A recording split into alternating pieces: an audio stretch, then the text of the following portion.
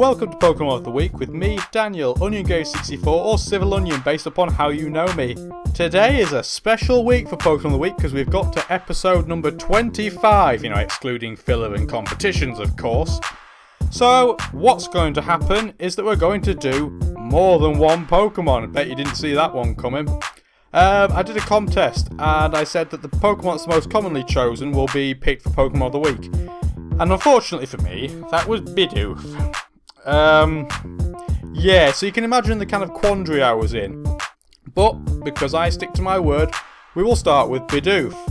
And rather than having the 3 sets as per, Bidoof only really has 2 sets, so we'll run with that as it is. Look at the base stats wise, they're all red because they're all horrible. Bidoof is not a particularly good Pokemon, as you may have worked out, given it's the equivalent of Rattata in more modern generations. But at least it has some things going for it in its abilities. Simple meaning that any effect that normally changes 1 stage on the Pokemon does it by 2. Unaware means it's completely oblivious to status changes. And Moody is banned in Little Cup play, but it means every turn a stat goes up at 2 stages at random and another stat goes down by 1. So let's start things off with Curse Sweeping. This is what I've coined as common. The asterisk is because Bidoof is never common in Little Cup, but if you do see a Bidoof, normally it's this set. And because of simple, Curse raises the attack and defense each time you use it by a whopping 2 stages. Of course, your speed also goes down by 2 stages, so remember that first of all. But to get around its horrible speed situation, Quick Attack does have stab. Sure, it's only base 40 without the stab, so 60 with, but at least it's something. Return, however, with stab is over 150 base power, so that is your attack of choice if you're not going to just do the quick kill. And to balance the set off, you have Aqua Tail. Aqua Tail provides water and normal coverage. It's not particularly brilliant, it's alright for neutral coverage, but pretty poor for super effective type coverage. But at least it is something. If you don't put your happiness in, by the way, Return does absolutely pretty much nothing, and as a result this Pokemon will be impossible to use. The reason it's so potentially dangerous is because people will fear a +2 or +4 return.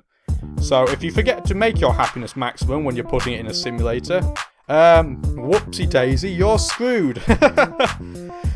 Nature-wise, you might as well go for Adamant because you want to hit as hard as you can. The Eviolite. Eviolite is a item that you'll never see on a fully evolved Pokemon, but if you put it on a Pokemon that's not fully evolved, both its defensive stats go up by 50%. So as you can see, a Curse, not only will it raise it 2 stages, it'll also be working off a 50% bonus, so your defense can get very, very high very quickly. The EVs may look very weird, and that is because Little Cup you play at level 5, and as a result EVs don't work in quite the same way. At level 100, each 4 EVs you put in raise a stat by 1 point.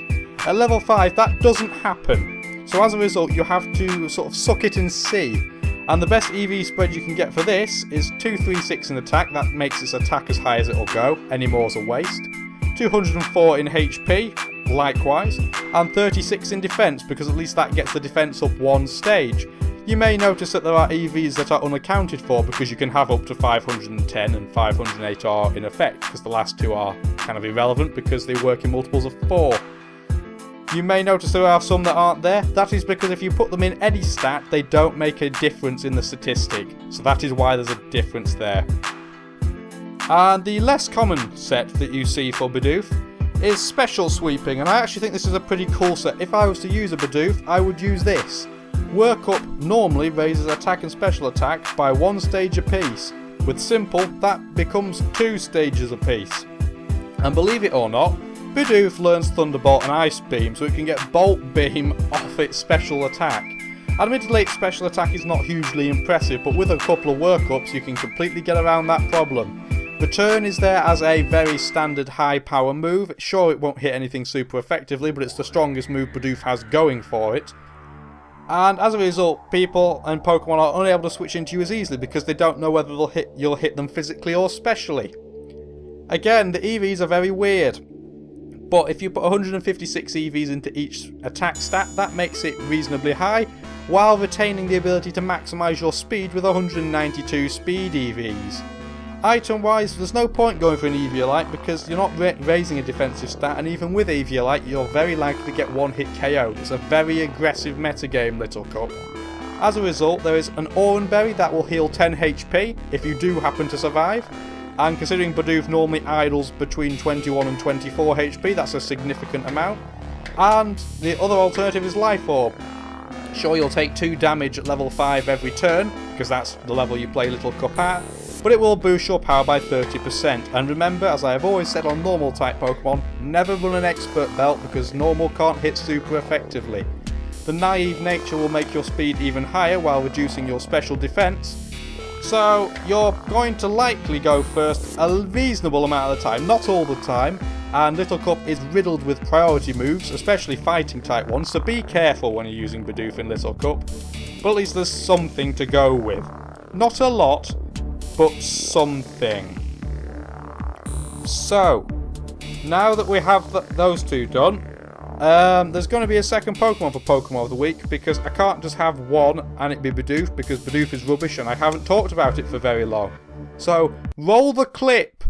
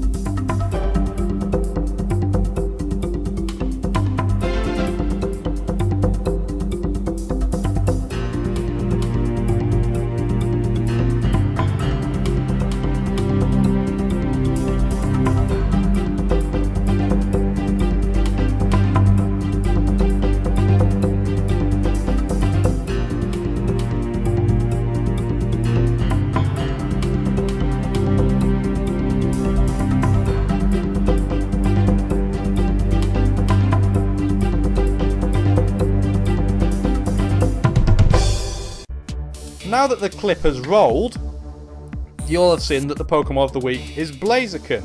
And this caused me another problem, because Blaziken is in the Uber tier, and being honest, I don't know very much about the Uber tier, so I had to do a hell of a lot of homework.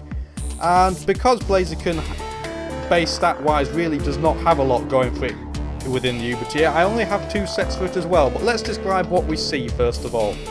It is a fire and fighting type. I'd like to say it was original. It was original when it the first firefighting type existed.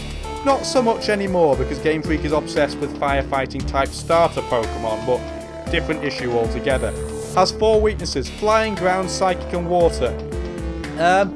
Despite the fact there are a lot of psychic types in Uber, psychic type moves are very rare because of their horrible type coverage in the Uber tier, so that's not too dangerous.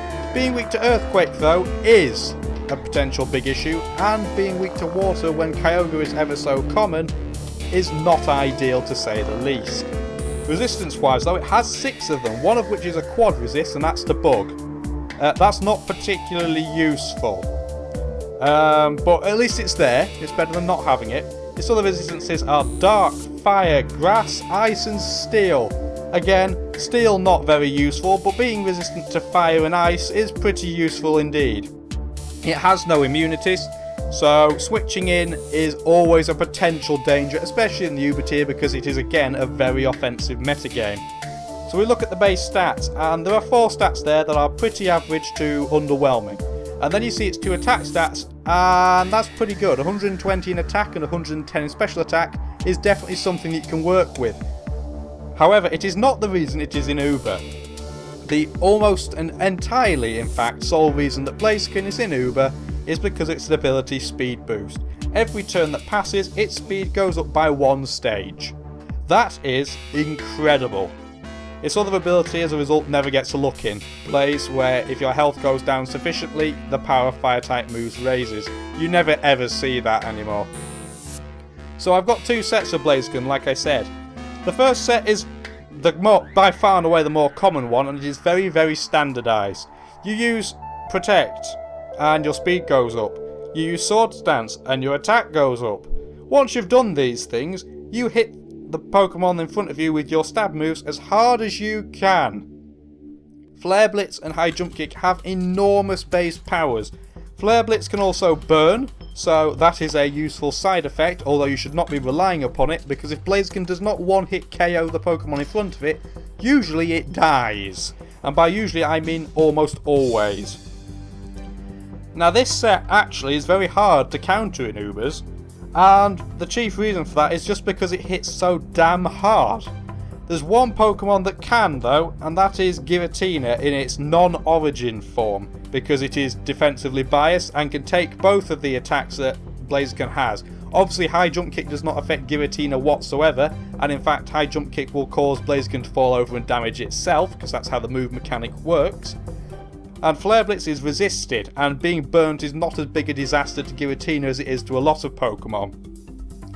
Now I recommend running a Jolly nature on this to make sure you go first, because after one speed boost bonus you can still go second quite a lot of the time if you're not careful, so Jolly will help with that.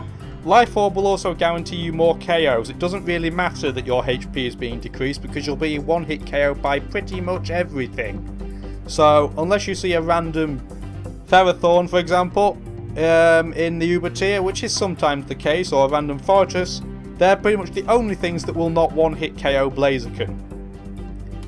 So when you come to the EVs, it's very, very predictable. Maximise your attack, maximise your speed. Doesn't really matter where the last 4 EVs go, but I put them in HP for the sake of putting them in there. This hits very, very hard and very, very fast, and dies very, very quickly as well. So don't be using this to think that it'll last on an Uber playing field, because it will not. I can guarantee you that right now. So the other set that I have for Blaziken is the 3 attacks. Again, you use Protect to make sure your speed boost comes into effect, but there's a bit more variety in the attack move pool going for Blaziken. Flare Blitz should be a standard on any set, and indeed it is here.